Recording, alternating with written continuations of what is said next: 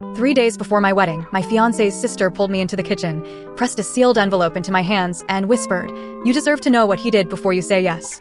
Then she walked out. My hands were shaking before I even opened it. Inside were 3 photographs. The first showed my fiancé, Daniel, standing outside a hotel at night with a woman I didn't recognize. The second showed them hugging. The third showed him handing her a small velvet box. I felt the floor tilt under me. Everything we had built suddenly looked like a lie. I didn't sleep that night.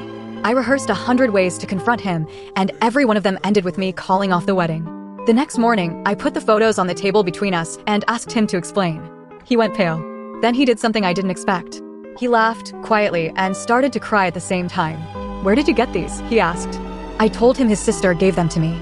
He nodded slowly, like something finally made sense. He told me the woman in the photos was a jeweler.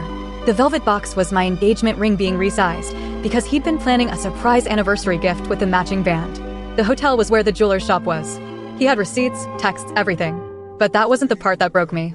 Because I asked the obvious question, why would his own sister try to blow up our wedding with photos she clearly had to follow him to take?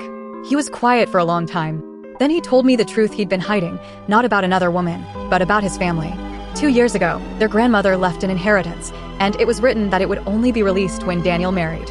His sister had spent that money already, quietly, assuming he'd never settle down. If I married him, the accounts would be reviewed and everything she took would surface. She didn't need me gone because she hated me. She needed me gone to protect herself. I sat there stunned as it all clicked into place, the fake distance she'd kept, the way she flinched every time we talked about the future. We hired someone to look into the accounts, and everything Daniel suspected was true. His sister had drained almost all of it.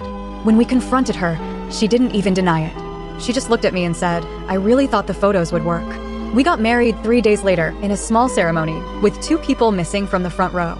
Daniel's grandmother's inheritance went toward the wedding she wanted us to have. And his sister, the woman who tried to end us with an envelope, spent that same afternoon sitting in a lawyer's office, learning that some secrets cost far more than a wedding.